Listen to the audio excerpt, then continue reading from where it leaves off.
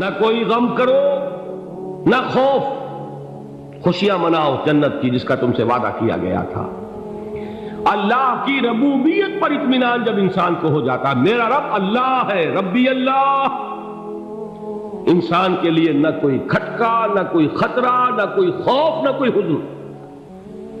جو کچھ ہو رہا ہے کس کے اذن سے ہو رہا ہے؟ اللہ کے اذن سے۔ اللہ کے اذن کے بغیر پتہ تک نہیں ہلتا۔ یہ کوئی اندھا بہرا مادہ نہیں ہے جس سے مجھے کوئی خوف ہو۔ اندھا بھینسا چلا رہا ہو اس سے تو ڈرنے کا ہر انسان کو ڈرنا چاہیے، نہ معلوم کس کو ٹکر مار دے۔ لیکن نہیں، اس کائنات کو چلانے والا ایک سمیع و بصیر خدا ہے۔ وہ جو میرا دوست ہے، میرا ولی ہے، اللہ ولی الذین آمنوا یخرجہم من الظلمات الی النور۔ اللہ اہل ایمان کا ولی ہے، ساتھی ہے، پشت پناہ ہے، مددگار ہے، حمایتی ہے۔ بتائیے جسے یقین ہو جائے کہ اللہ میرا مددگار، اللہ میرا محافظ، اللہ میرا پشت پناہ، اللہ میرا حمایتی، اس کے لیے کوئی خوف ہوگا؟ اس سے کوئی ڈر ہوگا؟ میں مثال دیا کرتا ہوں ایک بہت سادہ، پنجاب کے دیہات کی۔ تو بڑا چودھری ہے اور کوئی غریب کسان ہے۔ اس غریب کسان کے جانوروں کو ہر وقت اندیشہ ہوگا چوری کا، کوئی میری بھینس کھول کر نہ لے جائے، کوئی میرا بیل کھول کر نہ لے جائے۔ لیکن جس کے بارے میں یہ سب کو معلوم ہو کہ وہ جو بڑا چودھری ہے وہ اس کا دوست ہے، اس کی بچیا کو کوئی خوف ہوگا؟ اس کی بھینس پر کوئی ہاتھ ڈالے گا؟ اسے کوئی اندیشہ ہوگا؟ نہیں۔ کیوں؟ کہ وہ بڑا چودھری، بڑا اس کا یہاں کا سردار، جاگیردار، سب کو معلوم ہے وہ میرا دوست ہے، کوئی میرے خلاف اقدام نہیں کر سکتا۔ اس دنیا میں یہ چھوٹی سی بات اگر آپ کے دلی اطمینان اور سکون کا باعث بن سکتی ہے تو ذرا تصور کیجئے۔ میں لفظ تصور استعمال کروں گا صرف اس لیے کہ اس کا ہم جس کو کہتے ہیں ادراک اور شعور کر نہیں سکتے، اگر کے ساتھ کر سکتے۔ اگر یقین ہو کہ اللہ میرا مددگار اور یقین ہو کہ اللہ ہر آن میرے ساتھ ہے، پھر کوئی خوف؟ کس کا خوف؟ کوئی شے اللہ سے بالا تر ہے؟ کوئی قوت اس سے زیادہ طاقتور ہے؟ کوئی اس کے ارادے کو بدلنے والا ہے؟ کوئی اس کی مشیت کے آڑے آنے والا ہے؟ یہی بات ہے جو حضور نے فرمائی، یہ ایمان کا حاصل ہے لب لباب، کہ دیکھو اچھی طرح اس بات کو ذہن نشین کر لو، اگر تمام انسان مل کر تمہیں کوئی نقصان پہنچانا چاہے نہیں پہنچا سکتے، مگر جو کچھ اللہ نے لکھ دیا ہو، اور تمام انسان مل کر تمہیں کوئی نفع پہنچانا چاہے نہیں پہنچا سکتے، مگر وہ شے جو اللہ نے طے کر دی۔ آپ پھر میں کہوں گا ذرا طاری کیجئے، اسے فرض کیجئے، اسے سوچئے۔ اگر اس حدیث پر ہمارا دل ٹھکا ہوا ہو تو کسی سے ڈر ہوگا؟ یہ مجھے نقصان نہ پہنچا دے، یہ میری رپورٹ خراب نہ کر دے، یہ میری انکریمنٹ نہ رکوا دے، یہ میرا یہ نہ بگاڑ دے، یہ میرے یہ نقصان نہ پہنچا دے۔ اس کا ڈر، اس کا ڈر، اس کا خوف، اس کی خوشامد، اس کے لیے جا کر طرح طرح سے اپنی عزت نفس کو ذلیل کروانا اس کے سامنے، یہ سب کچھ کیوں کرتا ہے انسان؟ جب سمجھتا ہے کہ اس کے ہاتھ میں میرا کوئی نفع ہے، اس کے ہاتھ میں میرے لیے کوئی ضرر ہے، یہ مجھے کوئی غضب پہنچا سکتا ہے، یہ مجھے کوئی نقصان پہنچا سکتا ہے، یہ میرا کوئی کام بنا سکتا ہے، یہ میری کوئی ضرورت پوری کر سکتا ہے، اسی کا نام شرک ہے۔ جہاں آپ نے یہ سمجھا کہ غیر اللہ کے اندر کوئی طاقت موجود ہے، وہی شرک ہے۔ بتوں سے تجھ کو امیدیں، خدا سے نو امیدی، مجھے بتا تو صحیح اور کافری کیا ہے؟ شرک تو یہ ہے۔ جس پر بھی تمہیں یہ خیال ہے، کلمہ ہے یہ کلمہ سوم، لا حول ولا قوت الا باللہ، ذرا اس پر دل کو کبھی اگر آپ تصور کریں، پھر فرض کریں، دل ٹھک جائے اس پر، کوئی طاقت نہیں۔ یہی بات تھی جو شیخ عبد القادر جیلانی رحمۃ اللہ علیہ نے اپنی وصیت میں اپنے بچے سے کہی۔ 11ویں دینے والے ہیں، لیکن حضرت شیخ عبد القادر جیلانی کی وصیت اور تعلیمات کو کتنے لوگ ہیں تم جانتے ہو؟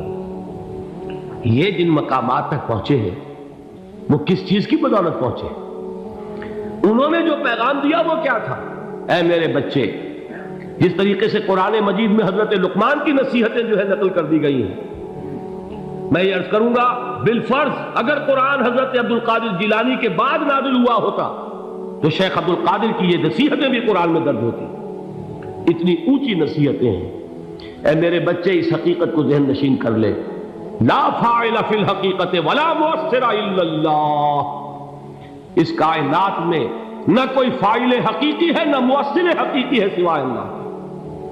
کسی شے میں کوئی تاثیر نہیں اگر اللہ نہ چاہے۔ آگ جلا نہیں سکتی اگر اللہ نہ چاہے، پانی ڈبو نہیں سکتا اگر اللہ نہ چاہے، زہر ہلاک نہیں کر سکتا اگر اللہ نہ چاہے، کوئی چیز فائدہ نہیں پہنچا سکتی اگر اللہ نہ چاہے۔ تو در در پہ کیوں سر جھکاتے ہو؟ در در پر کیوں جبیں سائی کرتے ہو؟ سب کے سامنے کیوں ہاتھ پھیلاتے ہو؟ ایک اللہ سے مانگو، ایک اللہ کے سامنے زمین پر اپنی جبین رکھو۔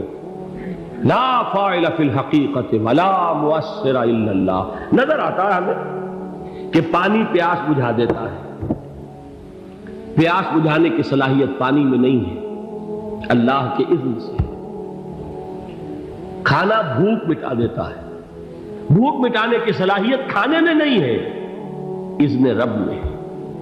دیکھیے یہی یقین تھا حضرت موسیٰ علیہ السلام کا واقعہ یاد کیجئے۔ سامنے سمندر آ گیا ہے، قوم دیکھتی ہے پیچھے کہ گرد و غبار کا طوفان۔ معلوم ہوا کہ فرعون اپنے لشکر سمیت آ گیا۔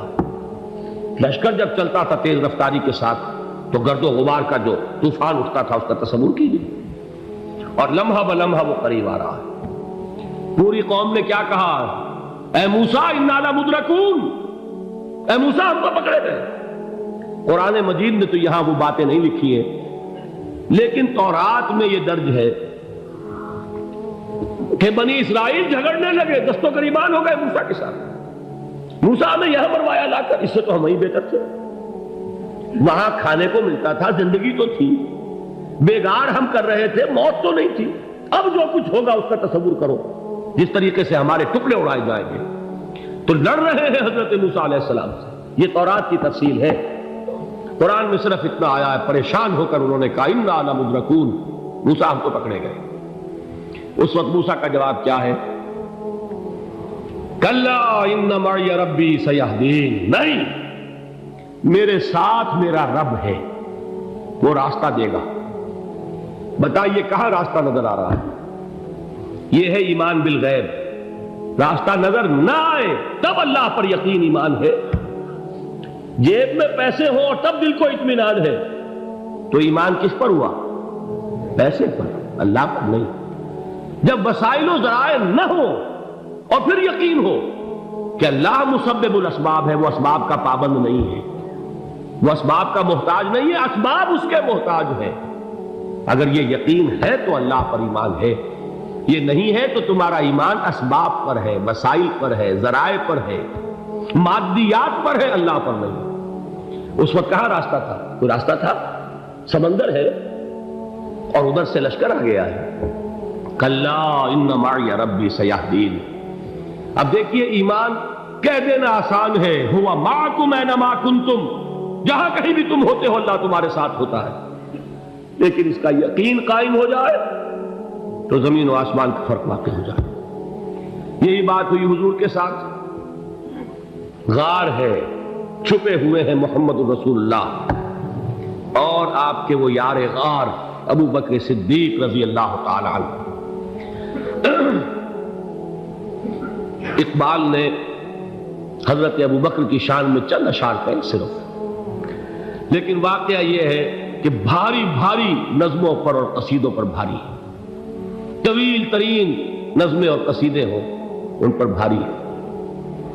ہمتیں ابو بکر کی ہمت جو ہے، کشت ملت را چوں ابر، جیسے بارش سے کھیتی اپجتی ہے، ابو بکر کی ہمت اور عزیمت اس امت کو اسی طرح سینچنے والی ہے۔ ثانیے اسلام و غار و بدر و قبر، وہ دوسرے تھے اسلام میں، دوسرے پہلے کون تھے؟ انا اول المومنین، حضور فرماتے سب سے پہلا ایمان لانے والا میں، دوسرے ابو بکر۔ ویسے ہمارے ہاں یہ چلتا ہے اختلاف، حضرت علی پہلے ہیں کہ حضرت ابو بکر پہلے ہیں، لیکن اس میں بڑی خوبصورت تطبیق قائم کی ہے علماء نے، اور بہت صحیح ہے۔ چار کے بارے میں فیصلہ ہی مت کرو کہ کون پہلے، ان کی ایک عجیب تقسیم کر دی ہے۔ آزاد مردوں میں، بالغ مردوں میں سب سے پہلے ابو بکر، بچوں میں سب سے پہلے علی، خواتین میں سب سے پہلے خدیجہ، اور غلاموں میں سب سے پہلے زید بن حارثہ۔ بڑی پیاری تقسیم ہے، یہ چاروں ہی پہلے ہیں، ہر ایک کے لیے اولیت ہے۔ اور واقعہ یہ ہے کہ اگر زمانی اعتبار سے تعین ہوگا تو پہلے خدیجۃ الکبریٰ آئیں گی رضی اللہ تعالی عنہ، کسی اور سے بات کرنے کی نوبت بعد میں آ سکتی ہے، پہلے تو اہلیہ محترمہ سے بات ہوئی، آتے ہی پہلی وحی ہوئی ہے، ابھی تبلیغ کا حکم نہیں تھا، کس کو بتایا واقعہ؟ ابھی اپنی نبوت کی تبلیغ کا تو حکم ہی نہیں آیا، واقعہ کس کا ہے؟ وہ خدیجہ کا ہے۔ جب کہا ہے کہ خشیت علی نفسی، مجھے اپنی جان کا اندیشہ ہے، تو کیا جواب دیا خدیجہ نے رضی اللہ تعالی عنہا؟ وہ صدیقۃ الکبریٰ ہے، صدیقات جو ہے خواتین ان میں چوٹی پر خدیجۃ الکبریٰ ہے رضی اللہ تعالی عنہا، اور صدیق جو مرد ہیں ان میں صدیق اکبر ہے ابو بکر صدیق رضی اللہ تعالی عنہ، لیکن صدیقات میں چوٹی پر۔ جب حضور نے فرمایا خشیت علی نفسی، کیا فرمایا، کیا عرض کیا، کیسے تسلی دی؟ نہیں نہیں، اللہ آپ کو ضائع نہیں کرے گا، آپ غریبوں کے ہمدرد ہیں، آپ مساکین کے تکالیف رفع کرنے والے ہیں، آپ بیواؤں کی سرپرستی کرتے ہیں، آپ مسافروں کی خدمت کرتے ہیں، اللہ آپ کو ضائع نہیں کرے گا۔ یہ یقین ہے اس خاتون کے اندر۔ خیر وہ ایک علیحدہ بات ہو جائے گی۔ میرے دل پر حضرت خدیجہ رضی اللہ تعالیٰ عنہ کی شخصیت کا بڑا گہرا نقش ہے، جو وہ کوئی اور ہی وقت اور موقع ہوا تو بیان ہوگا۔ بہرحال اقبال نے ایک مصرے میں جو چار اولیتیں جمع کر دی ہیں، ہمت او کشت امت را چو ابر، ثانی اسلام و غار و بدر و قبر۔ اسلام میں حضور کے بعد پہلے کون؟ ابو بکر۔ غار میں حضور کے ساتھ کون؟ ابو بکر۔ بدر کی رات اللہ کا رسول سربسجود وہ جھاڑ، وہ گھاس پھوس کی جو جھوپڑی بنائی گئی تھی، اور وہاں تلوار ننگی لے کر پہرا دینے والا کون؟ ابو بکر۔ اور اس حجرہ عائشہ میں محمد کے بعد سب سے پہلے دفن ہونے والا کون؟ ابو بکر رضی اللہ تعالی عنہ وصلی اللہ علیہ وسلم۔ وہ جو معاملہ میں سنا رہا تھا غار ثور کا، حضرت ابو بکر بھی حضور کے خیال سے لرز گئے ہیں۔ آپ کو یاد ہوگا کہ جا کر پہلے تمام جتنے سوراخ تھے انہیں بند کیا ہے، ایک سوراخ رہ گیا تھا جس کو بند کرنے کے لیے کوئی کپڑا نہیں تھا، وہاں اپنی ایڑی رکھی ہے، تب کہا ہے حضور سے تشریف لائیے، اور اپنے زانو پر حضور کو لٹایا ہے، اور وہاں کسی موذی جانور نے کاٹا ہے، حضور کی آنکھ لگ گئی تھی، اس وقت اس بل کے اندر جو بھی بچھو ہے کیا ہے واللہ عالم، اس نے کاٹا ہے، اس کی تکلیف کی وجہ سے ابو بکر کی آنکھوں سے آنسو ٹپک گئے، حضور کے چہرے مبارک پر پڑے ہیں، تو حضور جاگے ہیں، معاملہ کیا ہے؟ ایڑی نہیں ہٹائی وہاں سے، مبادا وہ جانور وہاں سے نکل کر محمد الرسول اللہ کو کوئی گزن پہنچا دے، ابو بکر کی ایڑی ہے، جس طرح چاہے کھا لے، ختم کر دے، جان نکل جائے تب کوئی آنچ آئے، محمد پر تو آئے، لیکن جیتے جی نہیں۔ وہ ہے ابو بکر۔ حضور کے خیال سے اس وقت حضور نے پھر اپنا لعاب دہن لگایا ہے، اور اس سے پھر آپ کی تکلیف ختم ہوئی۔ جیسے خیبر میں حضرت علی کی آنکھ دکھ رہی تھی، اس کو جو شفا حاصل ہوئی ہے وہ بھی حضور کے لعاب دہن سے ہوئی۔ تو بہرحال اس وقت انہوں نے کہا ہے کہ اے نبی یا رسول اللہ، اگر اس وقت ان میں سے کسی نے غیر ارادی طور پر بھی اپنے قدموں کی طرف جھانک لیا تو پکڑے جائیں گے، کیا جواب تھا اللہ کے رسول کا؟ لا تحزن ان اللہ معنا، اللہ ہمارے ساتھ ہے، کیوں گھبراتے ہو ابو بکر؟ یہ ہے ایمان باللہ، میرا مالک اللہ، میرا رازق اللہ، میرا محافظ اللہ، میرا مددگار